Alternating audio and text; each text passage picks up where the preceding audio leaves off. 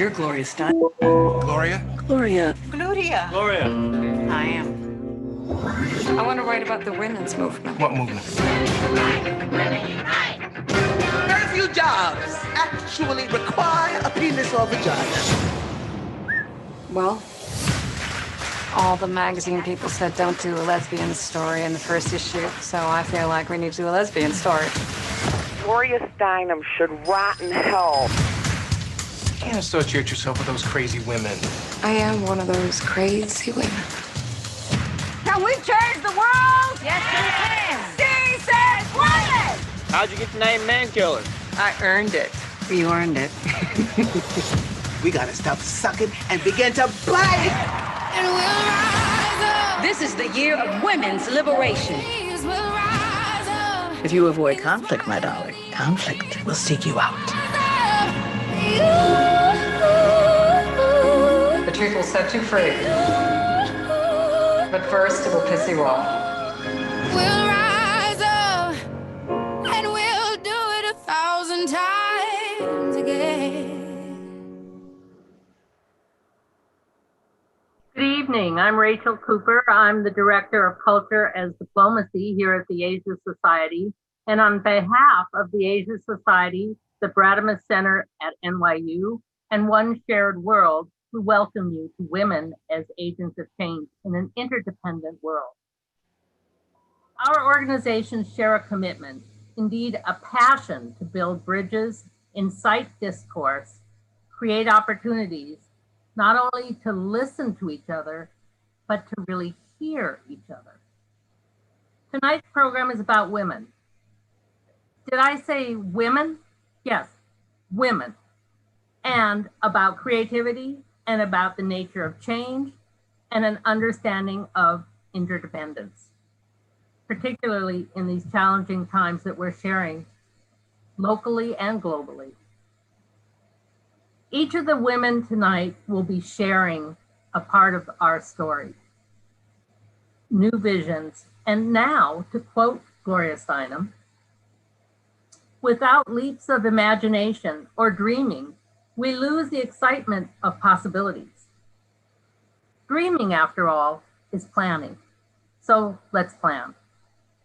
It's my great pleasure to introduce Ruchira Gupta, who is, in addition to being an old friend of many of us, an Emmy-winning journalist, the founder of the Indian anti-sex trafficking organization AFNIAP, and who has worked for many years with Gloria Steinem, who advised to some extent on the film, and who has the opportunity to provide us with, I think, a bigger context for the conversation. Please take it away, Ruchira. Thank you, Rachel.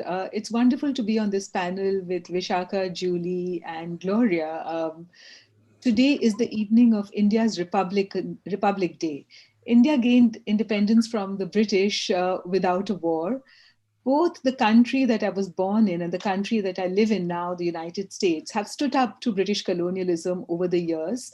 In India, the reason we were able to do this without a war was because of Gandhi. Gandhi's methods fired the imagination of women and men in both the countries, the country of my birth and the country where I live in. That is United States. Here, of course, the most well-known person who was influenced by Gandhi is Martin Luther King, who led the civil disobedience movement using Gandhian tactics of nonviolence. Another person who is here with us who was influenced by Gandhian tactics of nonviolence is Gloria Steinem, whose work will be shown in a movie made by Julie Taymor today and moderated by Vishaka Desai, whose own parents were influenced by Gandhi. And Vishaka brought these ideas with her when she came as a 17-year-old to New York. Vishaka, the moderator of this panel, is a very well-known art scholar. She is the chair of the Committee on Global Thought at Columbia University, and very recently using the time during the COVID lockdown to bring home to us the idea of interdependence. She has written a book called The World as Family, The Roots of Belonging. And she is going to take us into a journey with the interdependence that Julie's movie, The Glorias, brings us and Gloria's own life brings to us. Gloria, of course, as a young woman, had traveled to India in the 1960s. She ended up walking village after village with a group of Gandhian reformers who were trying to quell caste riots. And when she came back to the United States, she brought many of the ideas with her and used it in the feminist movement that we know today. How to stand up to injustice using nonviolence, but beginning from the bottom. One of Gloria's most iconic statements has been that change begins at the bottom and transforms the top. And the other is that if you want people to listen to you, you have to listen to them. Very recently, we have seen the opposite method of governance, which has led to us, both our countries, India and the United States, being brought to the brink of authoritarianism, where change actually was tried to be forced from the top. And also people stopped listening to each other. Gloria's talking circles that we know about, which are so famous and have been used tactically by women's movements, both in my own NGO, Apnea, but across the country in the United States, is depicted as the first talking circle in a village in India in Julie Taymor's film. Julie herself has been influenced by multiple cultures from across continents. As a young woman, she traveled to Asia, to Indonesia, and brought many of the things she learned there into her own art. Many of you have seen her stage production, The Lion King, and there are moments in The Lion King which are so obviously taken from Indonesian style of dance. The fabric of the cloth which becomes a river, and so many other ideas. But the most interesting idea is there in her three movies, which is The Glorias, which is now on Amazon Prime and all of you can watch, but also Frida and Across the Universe, where she crosses borders and boundaries and time and geographies very easily in a non-linear fashion, taking us on a journey of the mind and the heart rather than a chronological journey. The idea of interdependence has been very dear to women in any case, because we realize more than any other class of human beings that we are connected, we are linked, not ranked. As I would quote another thing that Gloria says all the time, because women give birth, and when they give birth, they know that there is a connection right through the umbilical cord, which then projects itself in so many other ways in the things that we continue to do all our lives. So from the time of our birth to the time of our passing away from this world and beyond, we see interconnectedness. COVID, of course, does teach us that we are all interconnected in a sad way. But the election of the new vice president, Kamala Harris, also shows us the best of interconnectedness. Kamala herself embodies this interconnectedness. She is brown and black. She is Indian, she is Jamaican, she is American, she is representative of a legacy of people who have stood up to injustice. Her own parents were influenced by Gandhi, but also she grew up in an America which was influenced and could actually walk through the doors that people like Martin Luther King and Gloria Steinem opened for us. So at this moment in history, I'm so proud and so happy to introduce to you a panel of Vishaka, Julie, and Gloria, who will talk to us about interdependence and interconnectedness. Over to you, Vishaka. Thank you. It's wonderful to see so many of you. And let me just say, I'm checking the chats, and all of you all over the world, some of you have woken up early in the morning to be here, because I know that otherwise you wouldn't be on this particular live conversation. So it's a thrill to welcome all of you and to have two colleagues and friends that I've had opportunity to interview separately, and now we reconnect again. So I know we have exactly 30 minutes. I'm going to try to get right to it. As you heard from Ruchira, it is very important to recognize that this phrase, women as agents, of change in an interdependent world. I feel like every single phrase in that title is embodied in Gloria Steinem and Julie Taymor's life. They both are agents of change. They are visionary. They are icons in many different ways. And they live the idea of an interdependent world because of their own experience of living in places other than where they were born, and to learn from that experience to embody other kinds of creativity that one could say multi-rooted belongings that actually lead to a new kind of belonging that's much more capacious than you would see otherwise. So I want to start right from the film itself, Gloria's, because that's in a way the catalyst for this conversation. And Julie, I want to start with you, which is that obviously the movie was based on Gloria's book, My Life on the Road, but there is something about the movie, which Ruchira was also talking about, is really the structure of the film. So I want to know where did the impetus come from? And how did you decide that it was going to be Gloria's, not Gloria? And the young Gloria and the older Gloria and the in-between Gloria talking to one another, reflecting, reacting. Where did that idea come from, and where did the impetus come from? Well, when you're creating something, sometimes it's the need of the structure, like finding the structure. Sometimes it's well, for this one, it's very simple. We have 80 years of a woman's life. We're going to have the little girl, we're going to have a teenage girl, we're going to have a young Gloria between 20 to 40, Alicia Vikander, and then we're going to have Julianne Moore, 40 to 80. So you have 4 women, 4 ages, and it's going to then move around during those 80 years of time. What is the simple image? What is the simple ideograph that I could find, which was the Greyhound bus?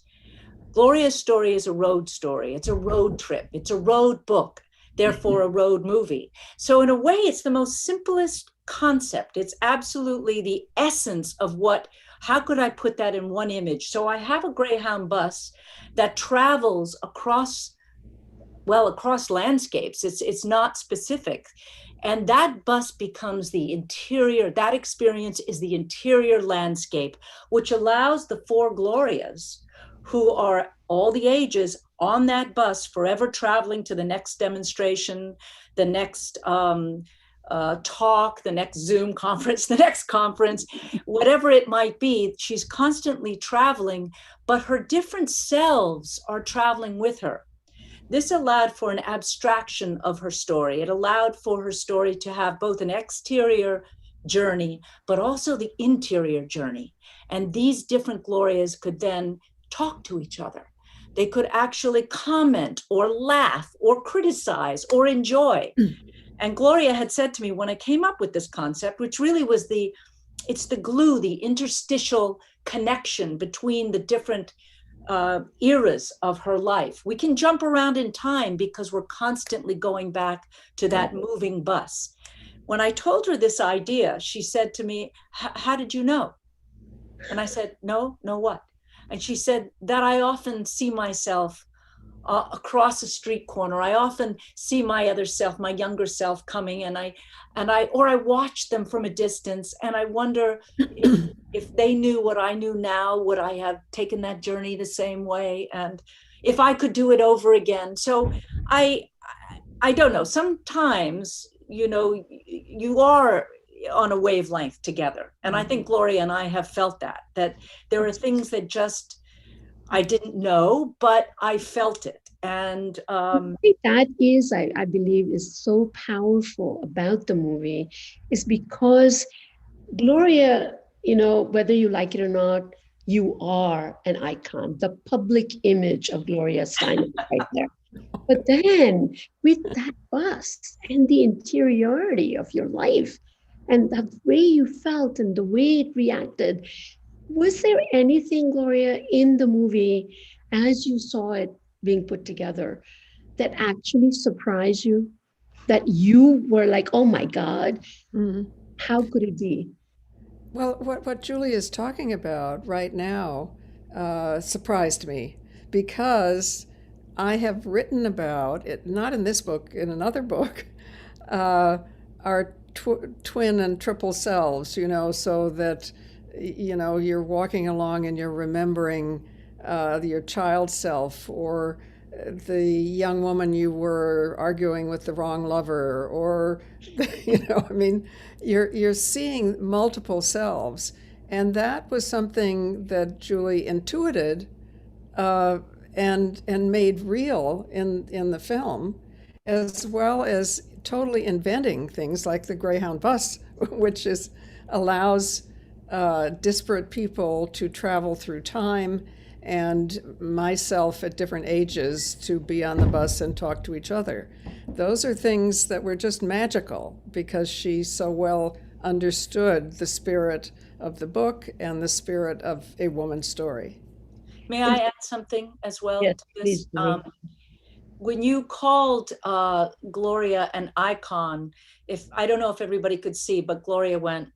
I know. And the reason why I think it's important to understand that is an icon is something that's frozen in a way. It's frozen in time. It's also, all you see of the icon is the exterior. It's like a sculpture, you see it. And what I feel about Gloria, what I felt, I knew her before I did the movie, but not well. We knew the image, the aviator glasses, sorry, Gloria, but we knew the image and the streaks and the beauty at the age, when she did Ms. Magazine. For me, the whole point of doing the story is to see what we don't see.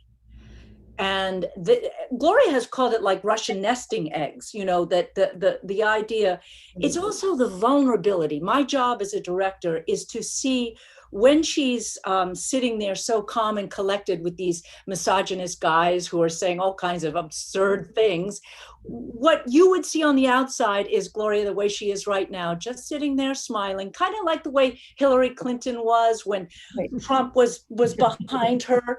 She didn't, I wanted a bubble. I wanted to see the bubble. What is she thinking? What is she not saying? I remember that piece in the movie when all these attacks from the car. That's right. That's right. To the church, and it's the little girl. That's right. The reason why I think it's so important is that, and when I use the word Gloria the icon, is because there's a public image. That's what happens sometimes. That's right. Mm-hmm. All of us who know Gloria know the humanity of Gloria. I have to say this, Gloria, even though I don't know you well enough, but I know that every time we've met, there's something about that humanity that comes through. And in the movie, that comes through, which I think is, yeah. I think that's part of our job, is to break down those images which are singular and therefore keep us from being unique individuals who are equal parts of a movement. So that is our task. For instance, people often say to me, well, who are you going to pass the torch to? And I always say, wait a minute. First of all, I'm not giving up my torch. Thank you very much. Secondly, everybody needs a torch. I'm trying to use my torch to light other people's torches, and we all should do that. Otherwise, we don't know where we're going unless we each have a torch. So I think we have to really deal with these unitary, dictatorial, hierarchical images, which are the opposite of democracy and self-authority and creativity, everything that we want. And in fact, the phrase I've used recently is to say that how independence of a self has to be seen in relation to interdependence. Yes, absolutely. Alone. Absolutely. And I think to some extent, I feel that those of us who've lived in multiple parts, we all have multiplicity within ourselves. And I know, Gloria, you actually produced a film that was about multiplicity and multiple identities. But I want to move now to that idea of interdependence and putting yourself into other culture and other places. And it seemed to me that the other thing that was really strong in the film at the beginning is you going to India. A lot of people don't know that you were there for 2 years. And you really lived there. You were not a traveler. Similarly, Julie, you've been in other parts of the world and you've lived there. Just as some of us came here, you've gone elsewhere. And then it becomes part of your life. So what I would love to do is to show the clip of Gloria, you in India. And Julie, I have to congratulate you because you actually captured that moment. Gloria and I were saying, those of us who were traveling then, I don't know how you did it, but you did it. So let's see it.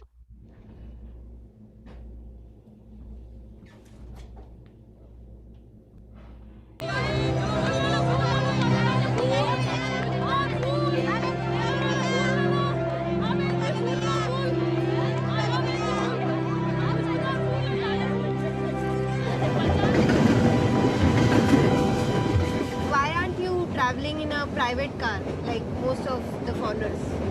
If I was in a car by myself, I wouldn't really even be in India. And I wouldn't have met you. कह रही है कि गाड़ी में रह जाती तो हम लोगों से कैसे मिलती?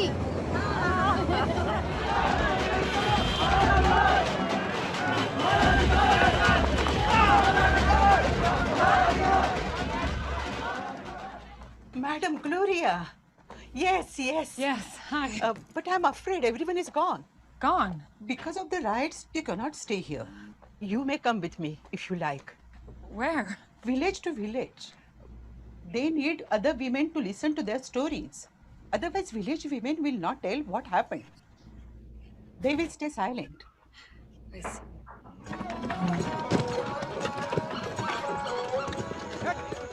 You will see.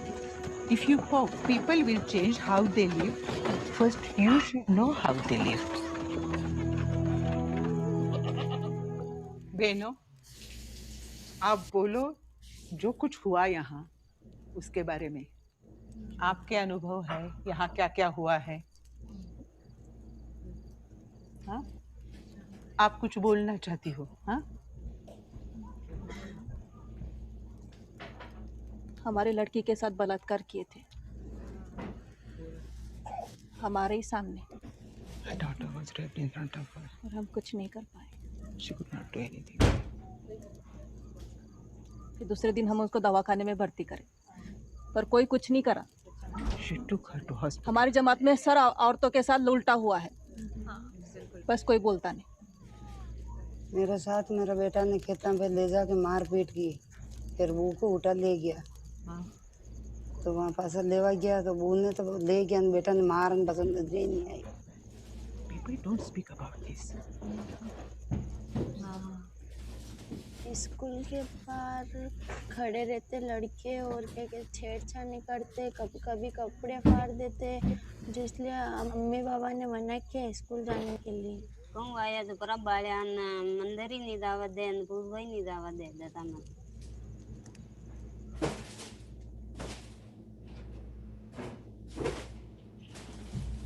Thank you. Gloria, those 2 years you spent were obviously very formative for you, but can you tell us how has it affected your life since? And what are the kind of big things that you take away from that? Oh, so much. It's really hard to describe. First of all, when I was there, it was not that long after independence. So the idea of nonviolent action and the ability to create a democracy from the bottom up, beginning often with Gandhi's model of the least powerful person, which was a woman in a village, that was extraordinary to me because I had not grown up with that. People who would stand in line not just for hours but for days to vote because voting was so important.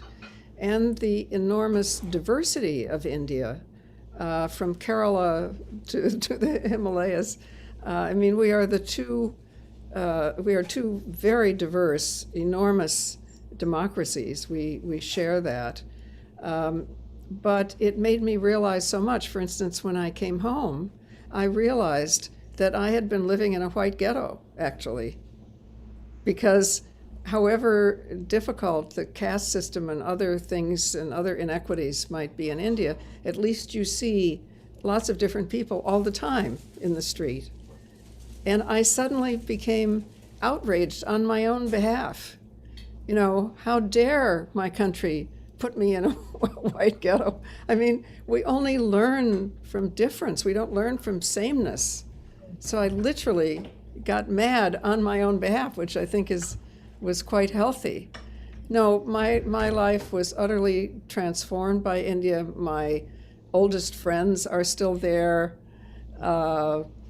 We share so much. It's why I'm grateful for the Asia Society, which is actually in my neighborhood in New York. No, I'm so grateful for that reality and for the image of diversity and human emotion that Julie has the unique ability to bring to the screen.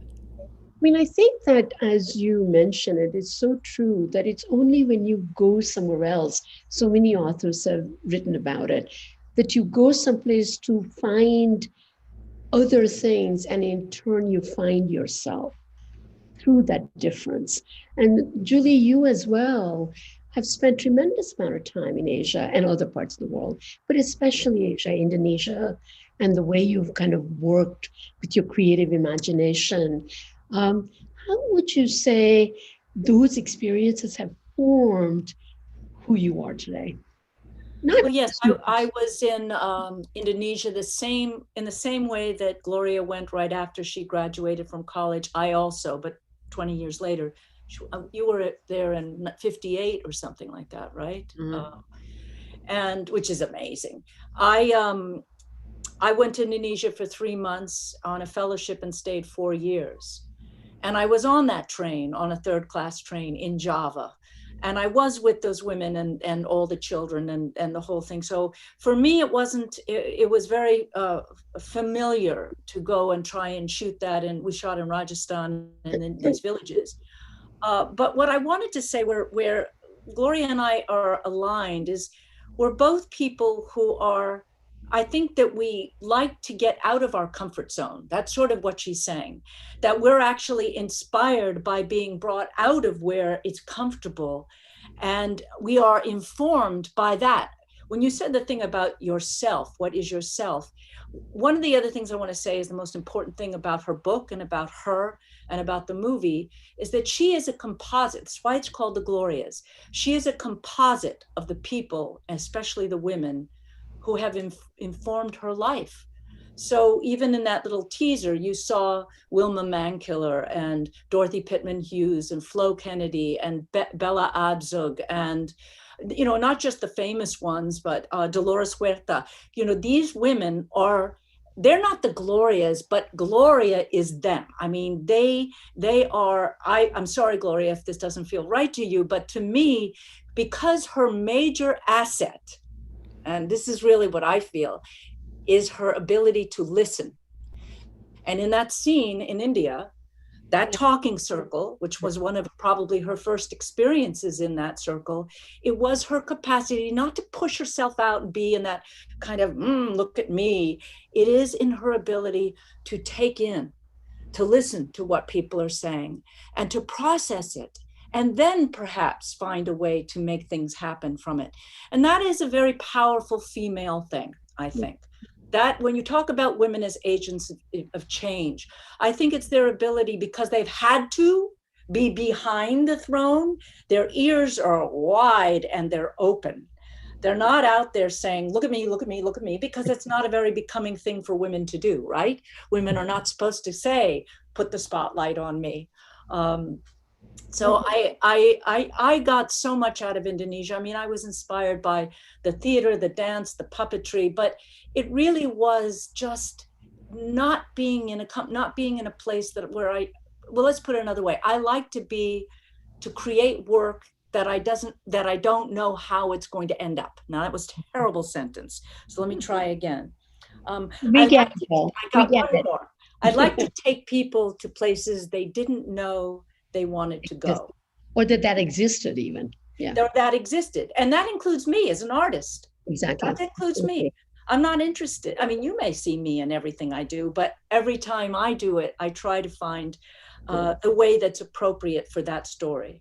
I think that the right there, Gloria, is it's really very interesting kind of a form about being elsewhere and seeing yourself in it and in other circumstances, which something that you've done, and the India section shows that. But also, what's very striking in things you've written, things you and I've talked about, and what comes up in the film is that how much who you are is so much about also all people around you. And you always give credit to that. So, would you? I would love to have you just talk a little bit about that, those moments and the people that you feel you learned the most from, that actually kind of change how you were thinking about something.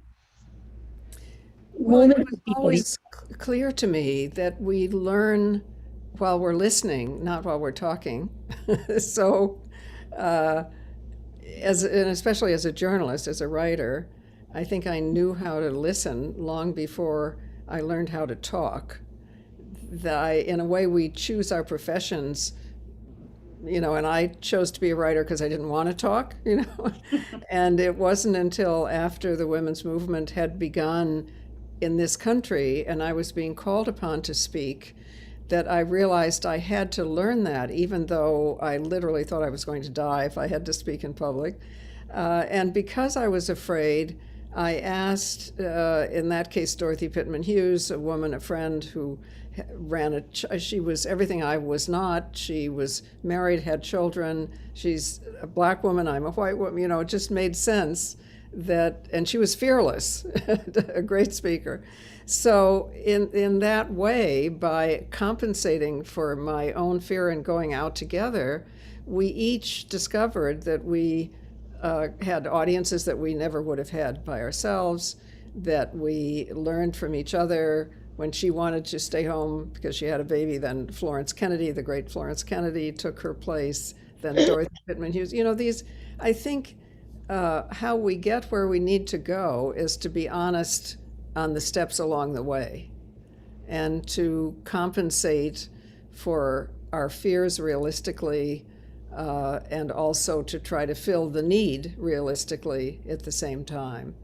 So it isn't that we get a big vision of, oh, this is how it's going to be. No, we get kind of one step at a time that, if it's honest and right, will lead us in the right direction. I mean, trees don't grow from the top down, thank you very much. No, they grow from the bottom up, and so do movements, and so do successful tactics. And I think that within that also comes up this issue of the means matter as much as the end. And that in that journey, how the process develops. And one of the things that comes up in the movie and in your work is how you do it is as important. So Julie, one of the things that was very striking to me is during the time of that major convention in 1977, and there are these groups, the Indian, there's the Native Americans, and then there is the another group that comes in and they say, okay, and Gloria goes and says, what do you need? And they said, well, I just need a note taker. And there is Gloria taking notes. So one of the ways that I wonder about is that for both of you, there is something about creativity and imagination. What do you imagine things to be, but never forgetting that the process to get to what you imagine is as important as the end itself. And talk, Julie, a little bit about your own journey, about that idea of creativity, imagination, that puts you into a place that's not just your not comfort zone, but out of which something else comes up.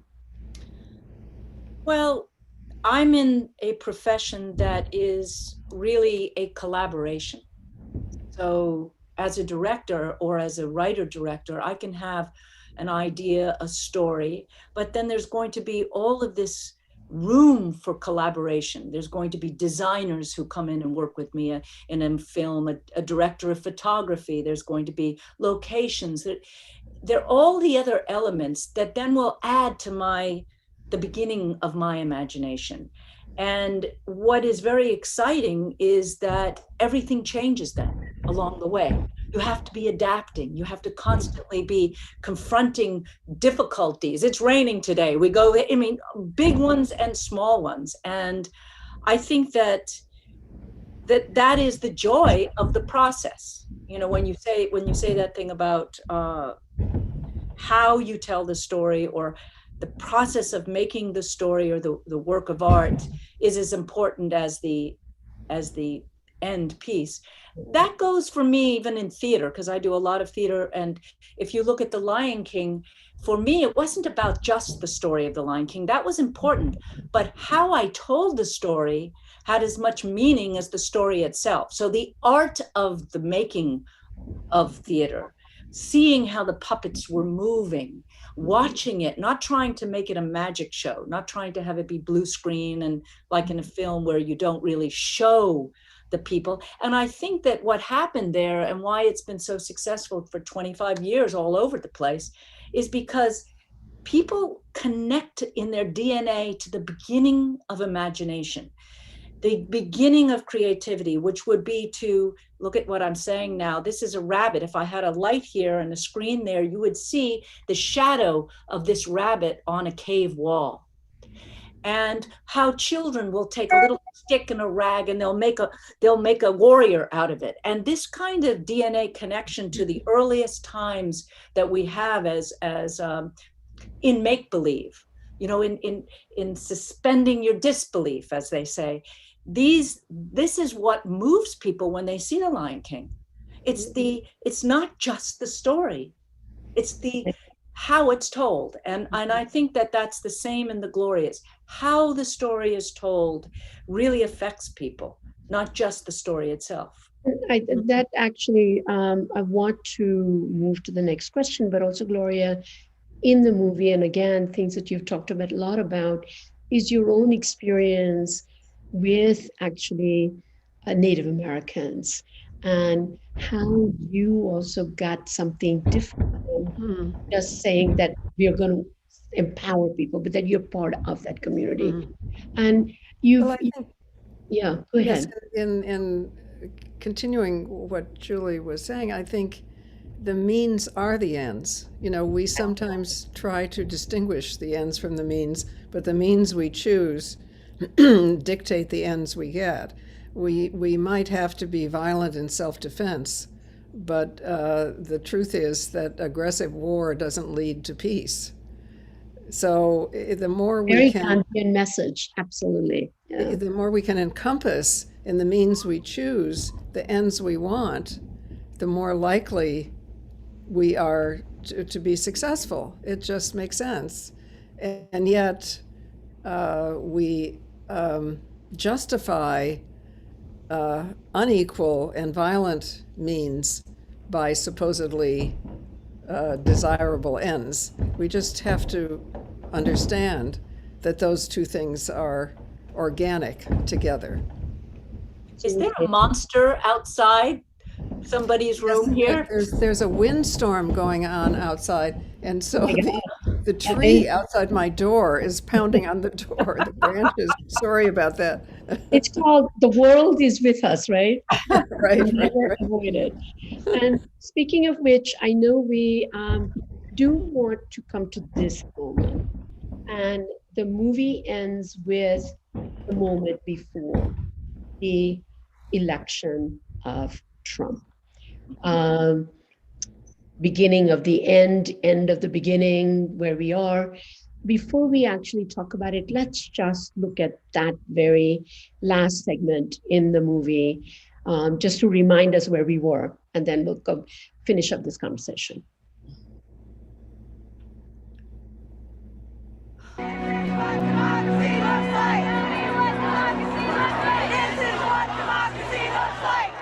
I and my beloved co-chairs, the golden oldies, right?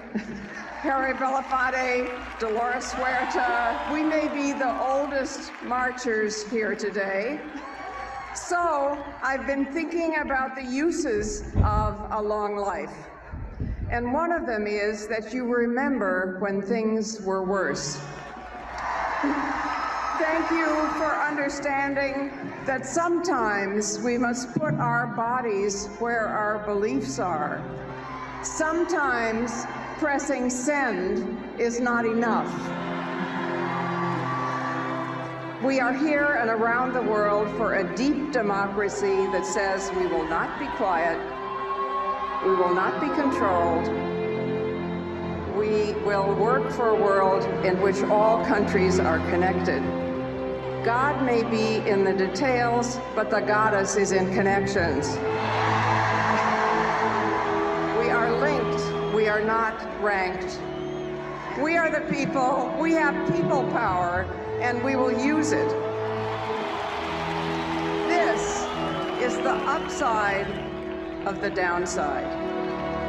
This is an outpouring of energy and true democracy like I have never seen in my very long life. It is wide in age, it is deep in diversity, and remember, the Constitution does not begin with I, the President, it begins with we, the people.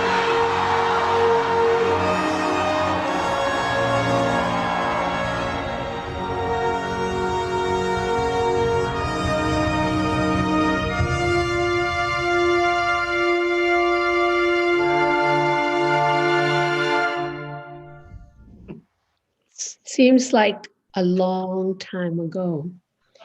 So, Gloria, as we come to the end of this conversation, and we know that there'll be a next panel of younger change makers, and they're going to talk about it.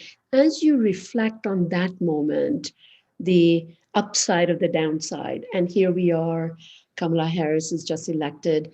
If you were to reflect on where we go from here, and the kind of life they've led, what would you say about the next iteration that we need to work on?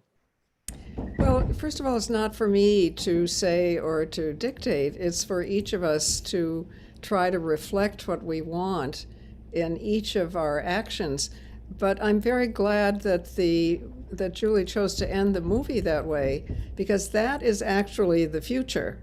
I mean, we had 4 years of a president who was not elected by the majority of Americans, who was profoundly disruptive and leading what was really a racial backlash against the fact that we are about to become a majority, no longer a majority white country, and many other forms of backlash. But the way the way we move forward is exactly the spirit of that rally. It takes time. Now, in the interim, we have seen the opposition, and I think it's very important that displayed on national television were the quasi-military, apparently 100% white guys who were trying to take over the Capitol. That's a reality too. I mean, I have been seeing them over time as I have traveled around this country. They've always been there, defending a ranch, defending their properties with guns, but they now have been seen on national television in the Capitol. So we are all educated about this. Certainly not the majority of the country, maybe a third at the most, but we've been educated about the fact that they are there, that they are a profoundly racist and anti-democratic force that we need to deal with. It's important that they have been revealed to us in this way.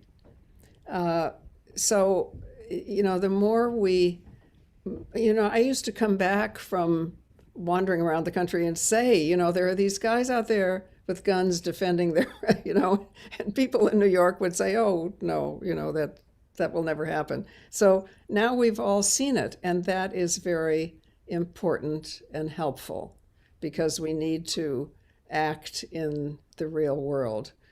So the last scene in the movie, to me, that Julie has put there is prophetic. It is, we the people. It is not about a king or a president. It is about us and what we do every day. And I hope that there will be discussions after the movie in which, we wanted to have discussions in theaters. Perhaps in the future we can. But I hope that people who see this at home will feel like bringing together a talking circle of a dozen people or so to discuss how the movie applies to or brings up questions or, to our daily actions, and that we move forward. I would love to be able to do some kind of sequel. I don't know in what form, but the outcome of this miraculous movie that Julie has created.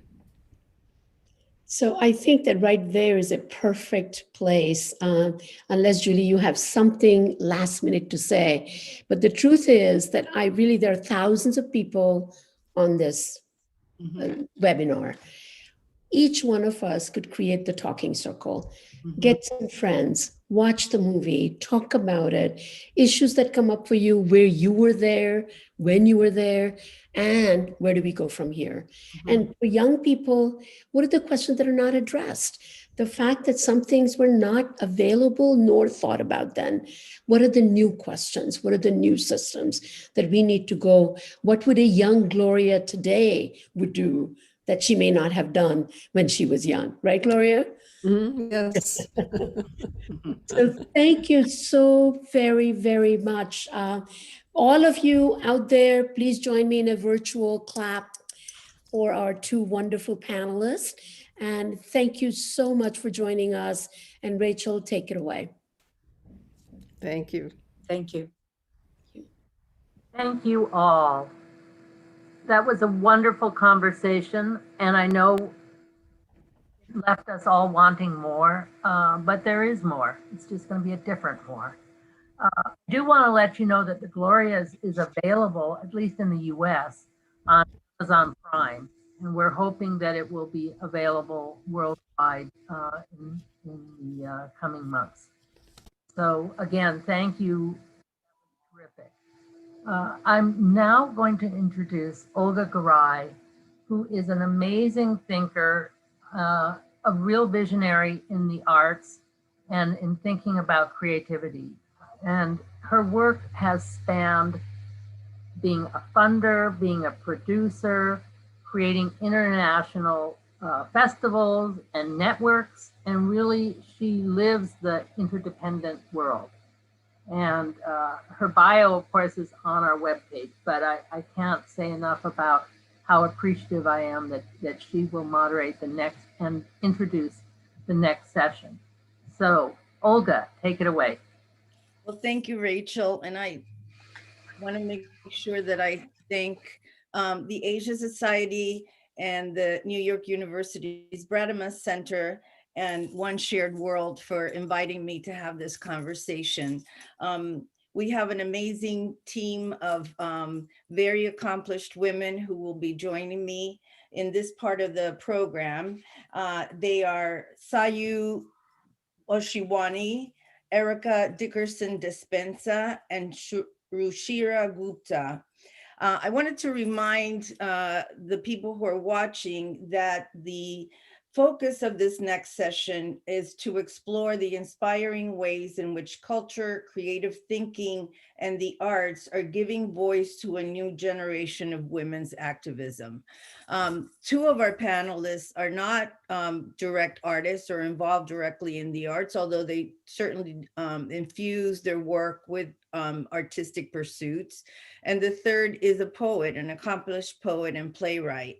But before we start asking them specific questions, I just, what we just saw was so inspiring. I had the opportunity to see the Glorias yesterday, and it's so fresh in my mind.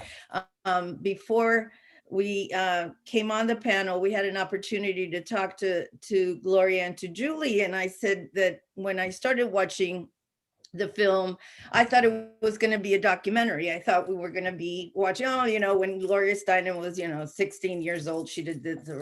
And instead, it was just a work of art. It had Julie's fingerprints all over it. It was so inspiring and just so unexpected. And it was, and that really just got to me. So before we ask the panelists to tell us about their work, I'd like to ask them what lessons were learned from the session that just took place, and how might they impact your current work. So why don't we start with Sayu? Sure, thank you, and hi everyone. I'll just share two things. One is, it's always a pleasure to be in a conversation that finds the connective tissue between the democracy in which I was born, which is in India, and the democracy in which I live in the United States, and to highlight how we have each learned from the other, not always in good ways, as we have watched with Modi and Trump. But also I was struck by the listening, particularly because I'm in this moment of transition in my own work, which I'll talk about a little bit later, but just how much we learn from listening, and how much we have also as women fought so hard for representation and are now poised for a period of transformation. So those were some of my takeaways. That's wonderful. Erika, you want to jump in? Sure. I too was struck by the listening comment, but also the call to light new torches. It's something that over the past year I've been in conversation with elders and peers alike across medium, form, and corners of the work being liberation work. And this is a common theme that we are exploring, right? What does it mean to let go of old aphorisms like, being a torch bearer and needing to pass the torch, and more so lighting new torches and keeping us all aflame, and what that means. I'm also struck by things that are unsaid and who is not in the room. And so I do want to acknowledge that I'm bringing you greetings from New York City, the original land of the Lenape people. I want to shout out trans women, because we're having conversations about women and strong women, and trans women are not represented on either of these panels. And I think that absence tells us where our work is, as we're having conversations about diversity and equity and inclusion and women, that we always check who's not in the room, check for who's not in the room, and where we need to do better. That's fantastic. Ruchira, that was a pretty tall order. Let's see what you come up with. I'm just so struck by Erika's words, where she says that we should think about those who are not in the room. And there are so many who are not in the room, and it behoves us to represent them if we can't have them in the room, as much as we can, as fairly as possible. And one of the things I loved about the movie, The Glorias, was that it was so sort of grounded and didn't project to be more than it was. It was real. It was about Gloria talking to herself, questioning herself each step of the way. And it ended with hope, with the Women's March. And when the movie was being made, we had no idea that, we could unite to get Trump out of the White House. It has happened. So this is a beautiful moment to discuss the movie. And I feel that we have an unfinished agenda. There are like 1,700 people, I think, who are watching this program. So including all of them who are watching and all the ones who are not, the unfinished agenda begins now, because we have a brief moment, maybe just 2 years, to do what we can to increase democratic space in America. Because as Gloria said in her discussion, those quasi-military people are out there. Polarization is out there. While we have Biden and Kamala Harris in the White House, it doesn't mean that the Senate Republicans are going to allow for the passage of every bill that we want. So there has to be much more education and much more outreach, small circles, because obviously, everybody cannot be everywhere. So as much organizing, as much conversation, listening and hearing we can do, I think that is what the movie tells me, that this is where we are at and this is what we have to do. The small circle ultimately becomes a big struggle, and there is a tipping point, which Gandhi taught us, and Gloria shows that in the small circle she sat in the village in India, but also the Women's March taught us. History teaches us. So how do we take that forward? And my own work is really hard because I work among victims of sex trafficking who suffer from a lot of trauma, and they are inside the red light areas, they live in the brothels, and then inside the brothels we take on the traffickers. Now that is really hard because the violence is so intimate, and also the violence is part of being able to earn money to live. So it's very precarious how we navigate this resistance. And yet we have to, so every time we fail, we succeed because we try to follow the means. Gloria and Vishaka both spoke about the means being the end. And the means is to try to be as true to the people that is possible and to each other as possible. Sometimes we will include people, sometimes we can't include people. And that is also a learning from the Glorias, that she didn't feel guilty being a white woman out in India. She just jumped in and went with the villager into the villages in a white sari and didn't care whether she was white, black, brown. And that too is as important as our identities. Well, thank you.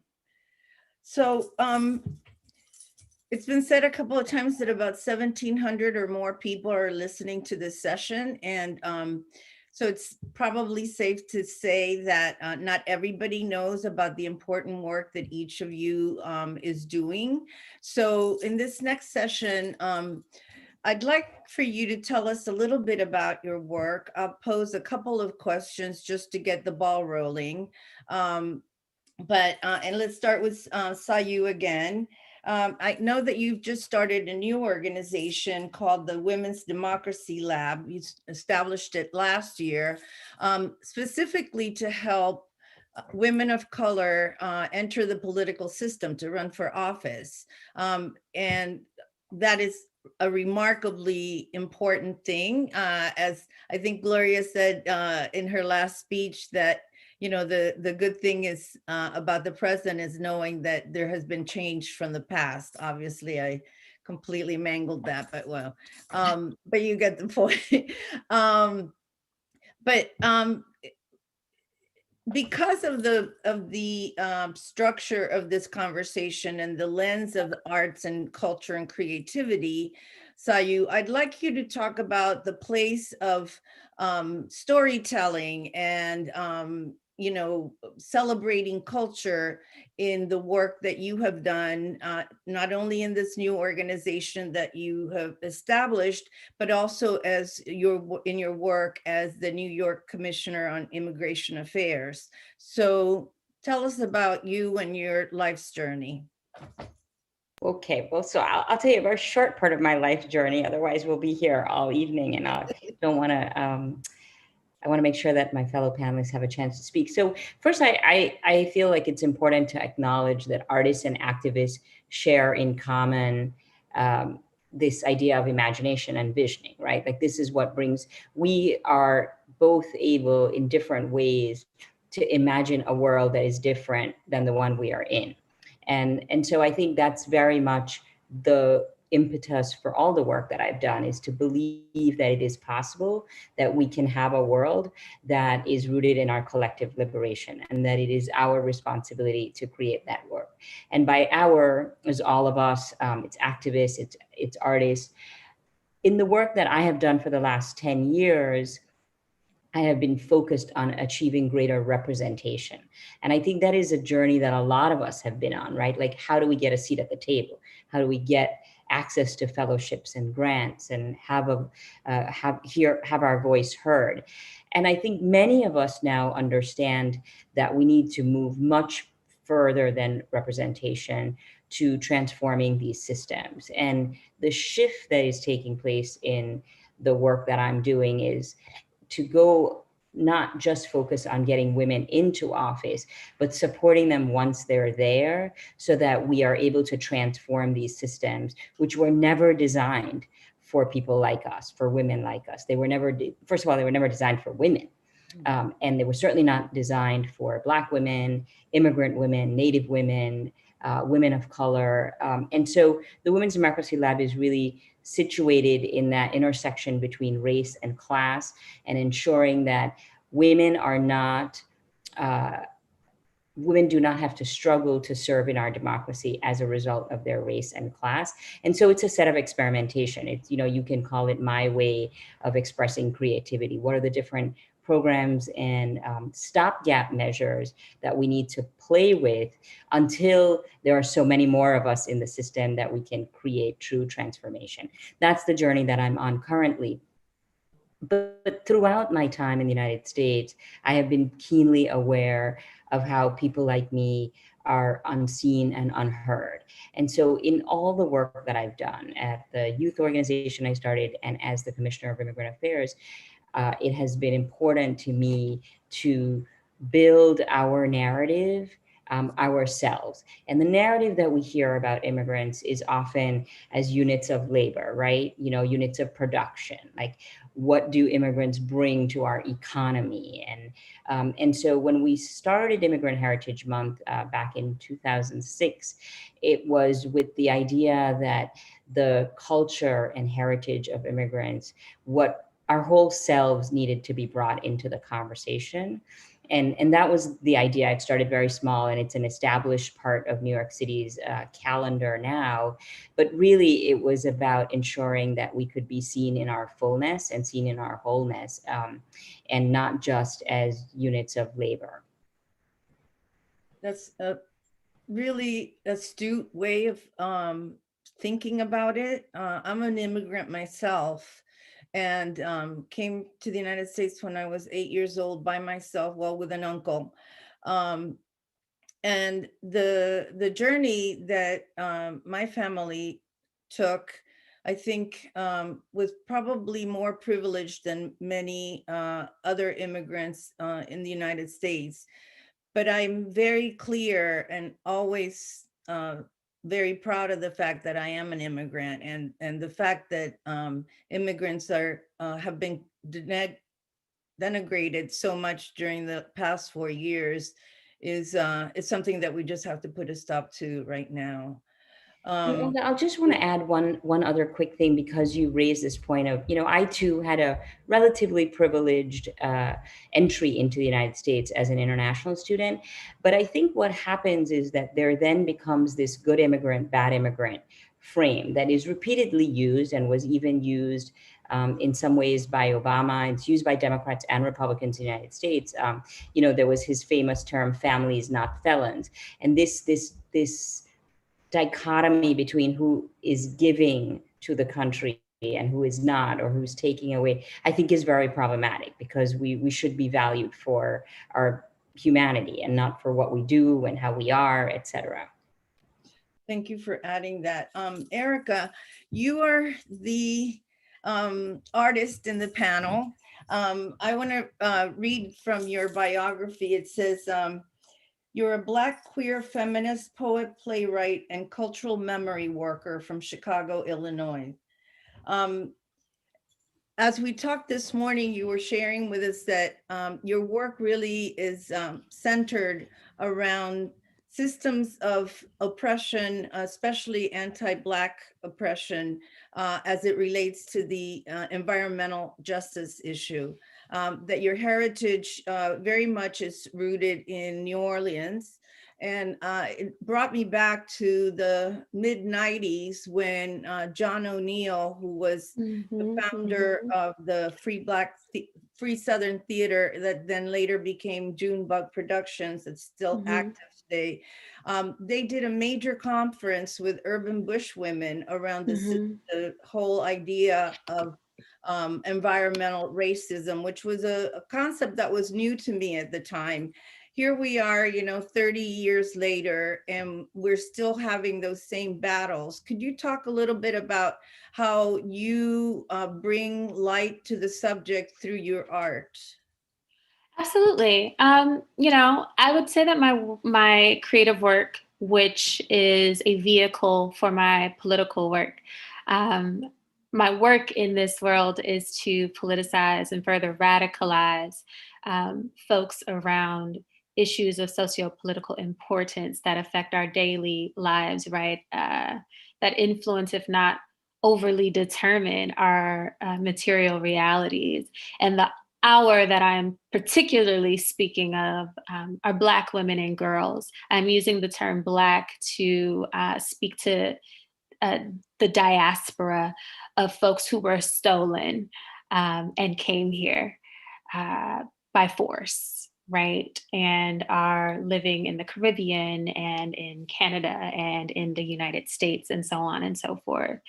So my work is a recovery project. Like I think a lot of work that is ancestral and centered on memory and how memory of a time before is connecting to present and informing what kind of futures we want to envision. All of that to me is recovery work. I think of the 20th century Black woman sculptor, Medeva Warwick Fuller, and she had this French moniker she was given because of the grotesque work that she was creating at the time. She was called the delicate sculptor of horrors. And so I like to think of myself in the same way in the genre of playwriting, that I'm taking the terrors that have been visited and continue to be visited upon Black people in this country and beyond. And I am in the way that Christina Sharp says, interested in ways of seeing and imagining our responses to that terror, how we refuse it, how we live in it, the way we inhabit it, and the way we transform it. And so I think that my work is aiming at doing that. Largely, there are these big socio-political backdrops. So my play Colored Water, which was scheduled to be produced at the Public Theater this past summer and was postponed because of COVID, centers a family of 3 generations of Black women and girls who are living through the current Flint water crisis. The play is set in 2016, which was an election year and was scheduled to be produced in an election year. And what these kind of crises, natural and man-made, right, how they affect families who are already poor and working class. We've talked a lot or heard a lot in this panel and the one before about representation, right? And what Kamala's election means. I don't know what it means that there is a woman who has dual global majority heritage who is also an agent of carceral logics and neoliberalism, that I don't celebrate that. And so we move into a place where we really need to be revisiting the Combahee River Collective Statement of 1977, who taught us that identity politics are not the same as representational politics, right? That when we're talking about who we are and what it means to be us, then we are also talking about those systems that oppress us and not just, you look like me. And so that's a great thing because Kamala has incarcerated hundreds upon hundreds of Black people and also voted to deny a trans woman specific rights regarding access to medicine while incarcerated. And so we have to be as critical of who we call democratic leaders as we are Republican and conservative ones. And so my work is interested in what it means to be Black under a police state. And so I am also in other works, I have a 10-play Katrina cycle that is really exploring the Katrina diaspora in and beyond New Orleans and the effects of the man-made disaster that we know in New Orleans as the flood that people just sweep under the umbrella of, like Hurricane Katrina, and the afterlife of Katrina, which is still very much alive in and beyond the city, in and beyond the diaspora. And thinking about the intersections of abolition work, when we're talking about abolitionist ecologies in the environmental lens and what water means in a place like Flint and what water means in a place like New Orleans, which are 2 cities that my work heavily focus on. We also have to talk about police and prison abolition. Those things are all connected for my people and all people, as the water crisis is global. And we tend to focus over there when the United States of America has a lot we need to be focusing on in here. And so I'm really interested in bringing all aspects of abolition into my work so that we are in some ways using the format of theater as an opportunity to audition new possibilities, to uncover truth in ways that may have not been available to us. Like water systems are literally invisible systems. We have pipes, we don't like see our water. And so in water spaces like the One Water Summit, we talk a lot about making invisible systems visible, water being one of them. And I would like to think that that is part of the apocalyptic aspect of my work, right? Apocalypse means in the old Greek, an unveiling, a revealing, right? And I love that because I think that theater is able to do that in one of the most palpable ways that is inescapable. You are sharing space and time, and you are a co-creator of what is happening on the stage. And I love that. I love that it refuses, good theater anyway, refuses a passive positioning of audience. And so we all get to be participants in this moment that we're creating, and hopefully in the future that we're creating together, which I hope is a much more liberated one. Well, thank you, Erika. Something that you mentioned this morning that really intrigued me was this sort of arrangement that you come to at any theater that shows your, that produces your work. You come to a very articulated, deliberate arrangement with the theaters towards an improved environmental system. Could you talk a little bit about that, and then we'll switch to Ruchira? Yeah, in the spirit of Toni K. Bambara, I always say that the work of my work is to radicalize people into action that makes sense for their local, national, and global communities, right?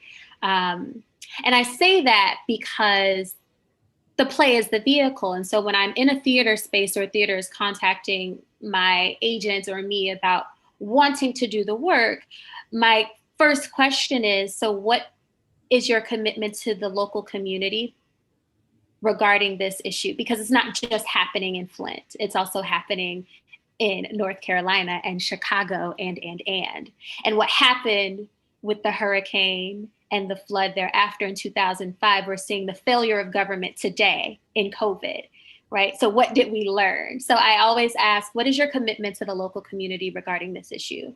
And so at the Public, we had a week where my cast and I, as well as most of our creative team, were going to Flint for service and to learn more and to be in the community. There were local initiatives in Newark and New York City that we had planned and that will still happen. We're just figuring out what that looks like. There was a complete revisioning of what a donor's dinner looked like. We were talking about testing water. And so, yes, I'm always like, what is that commitment? In Chicago, where that play would be traveling to next, it was the same thing. What is the lead issue here, and who's doing that work already? And how can we, no one is voiceless. No one needs to be given a voice. Everyone has a voice. It's about who is listening, right? And it's about platforms. And so it's always been who's already doing the work in this city that the play is traveling to, and how can we, essentially lift that work up, amplify the work that is being done, and get more people involved in that, because we're not here to save anyone. That work is already being done, right? There is an activist, an organizer in every community working on a pertinent issue. And it's about us being able to tap in and know who's doing that work and help amplify and grow it. Respecting people's, positioning and who's closest to the issue, right? So I'm really excited that theaters have been, it's always great when I don't have to pull their leg, but it's a demand that I make in order to produce this work. There needs to be a tangible commitment to the community here. So that's extraordinary. Thank you so much for sharing that. Ruchira, like Gloria Steinem, you began your career as a journalist.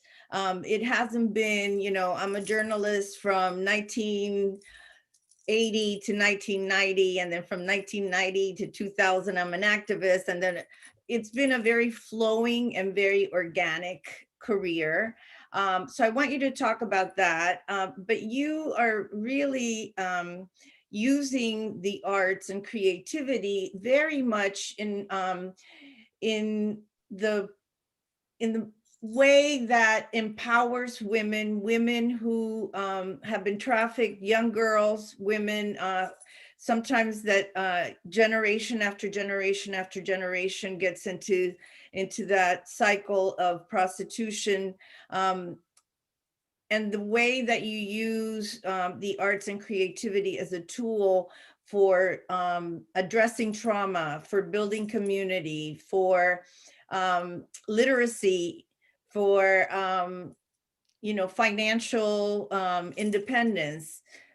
They're all intermingled, and they're all so much more powerful than if you're just doing one thing at a time. Could you tell us about your work and what the role of the arts and culture and creativity have been in gaining your vision?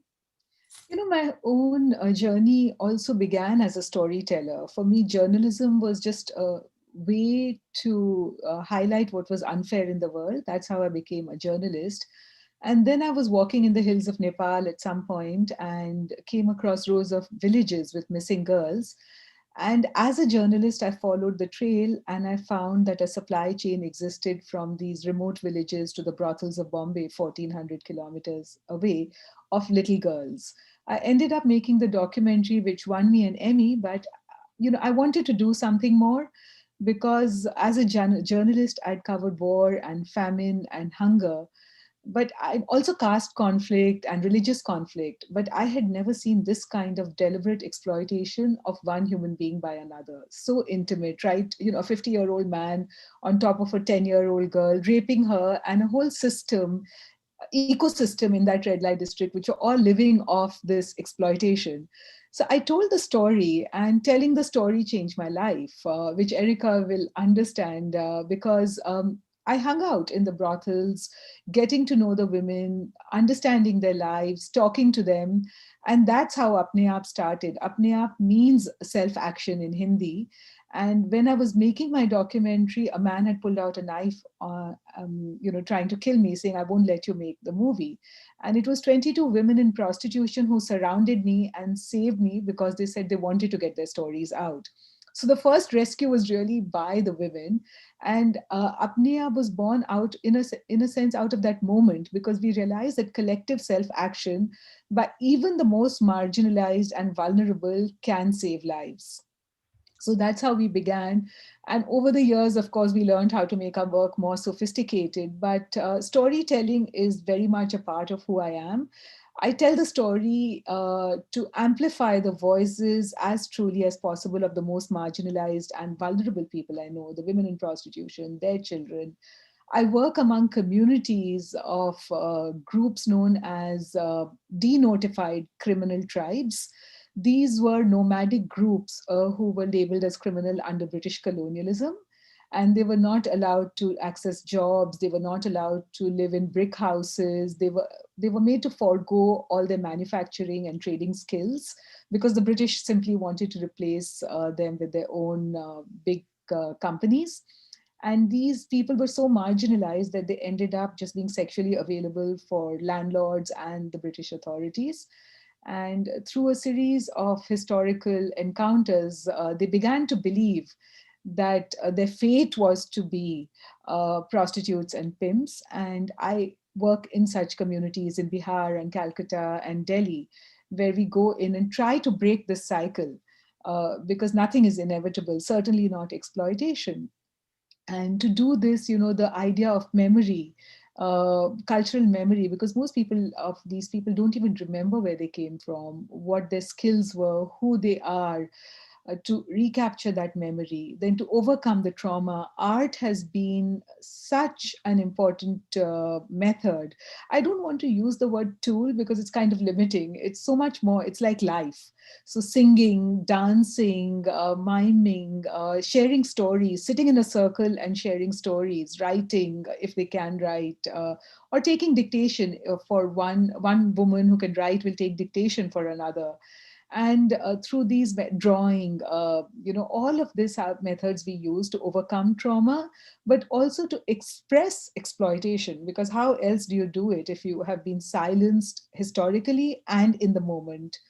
So Apne Aap, my NGO has been doing all of that, and I've been working with very famous artists, sometimes to produce survivor art to tell the story, and sometimes the women's art I exhibit in places where the mainstream is there, so they can learn from that. So it's a combination of things I do, and sometimes it's very basic things like women sitting around a bed sheet embroidering and singing together, and on the bed sheet they applique their lives.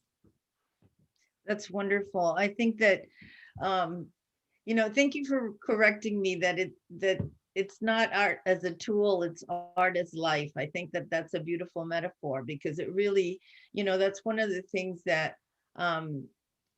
we have lost from past civilizations, that it wasn't compartmentalized. It was, just the way that people express themselves and to each other. And it's just a lifestyle, and it's only been in more industrialized times that we have commodified the arts in a way that we are not part of society, and we've lost that element of strength, I think, because we have marginalized ourselves, right?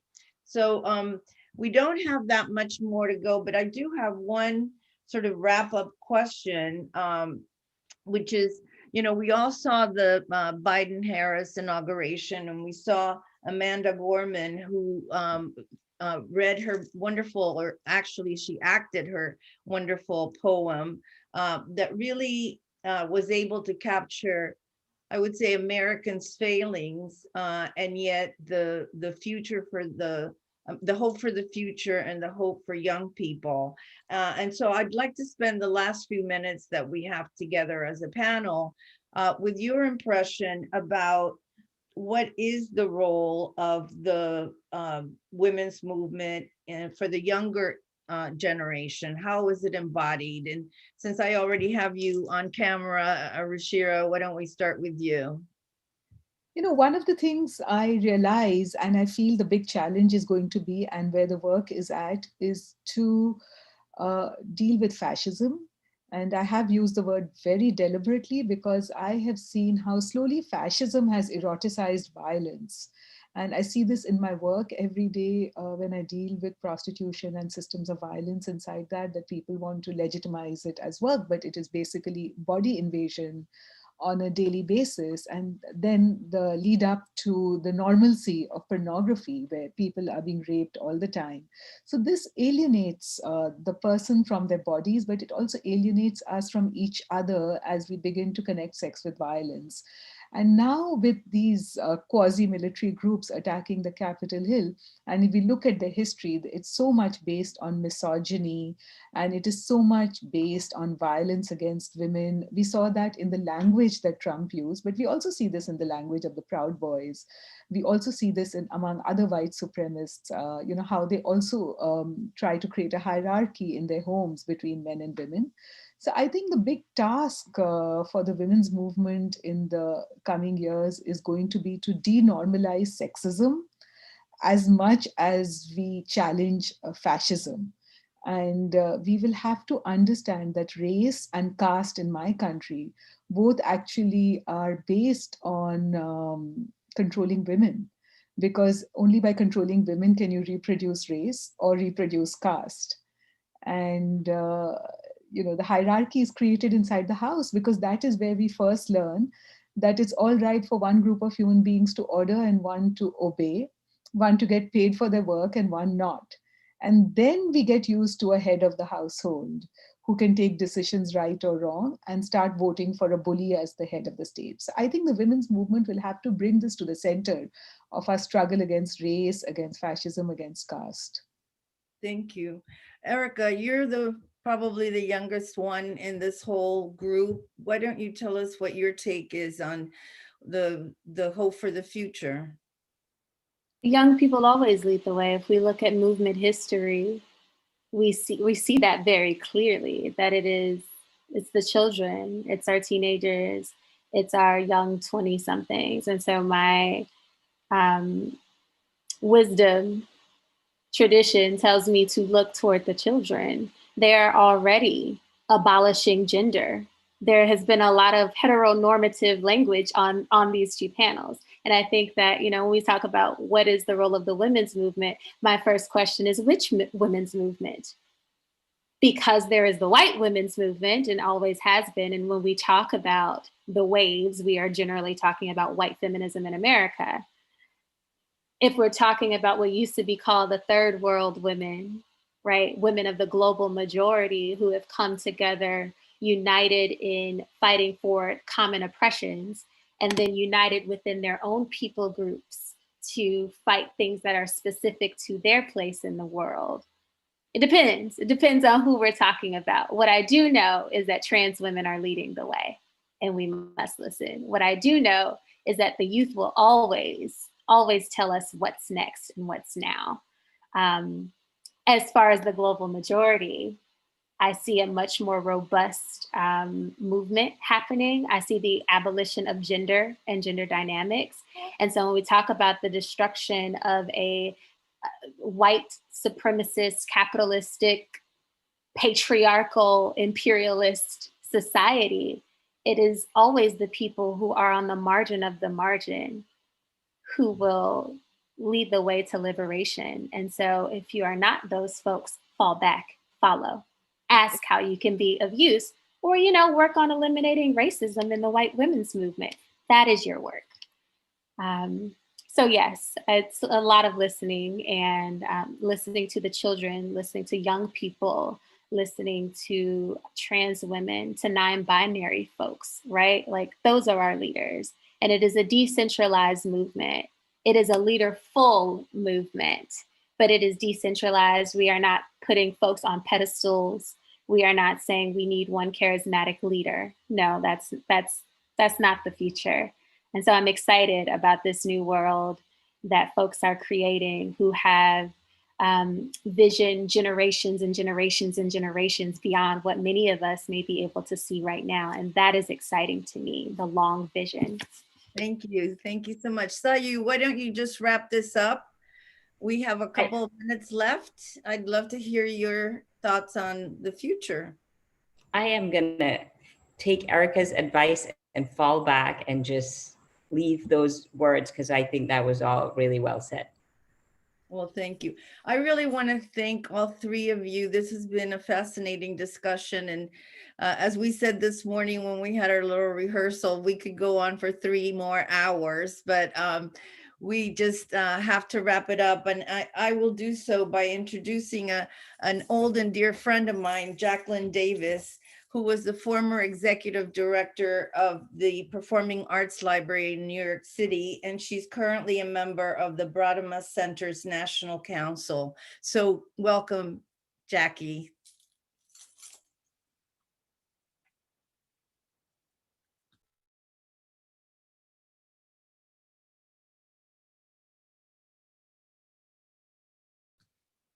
There we go.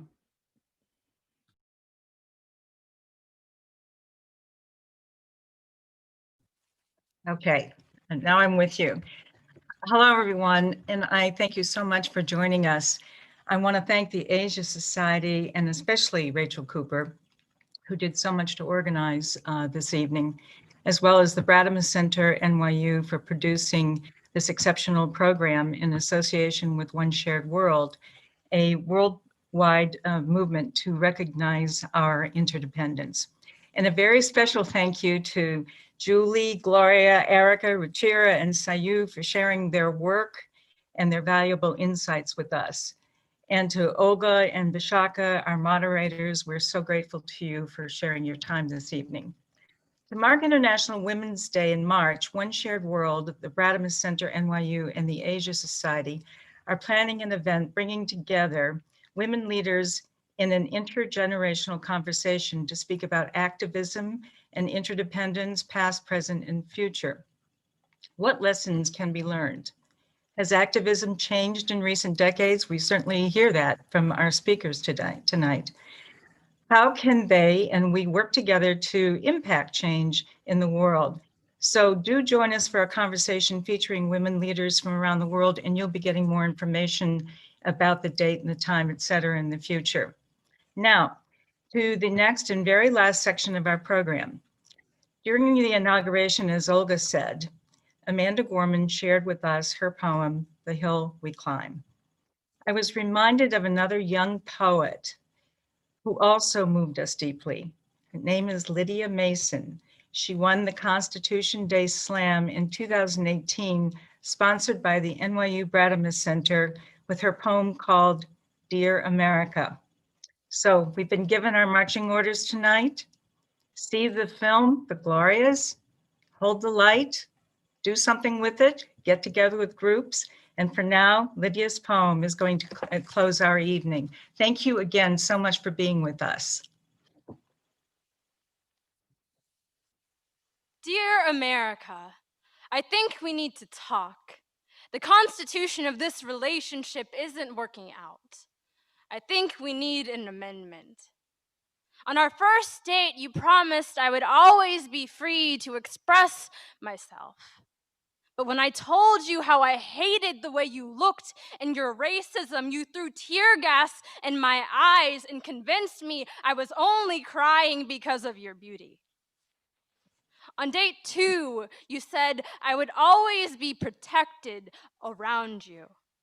But you broke my fists when I raised them in resistance, blackened my eyes when they witnessed your injustice, shattered my knees when they knelt in earnest, and shot my heart when it felt the pain of the millions you've oppressed. When we first met, I saw the dreams that you had of justice pour out of your mouth like crashing waves.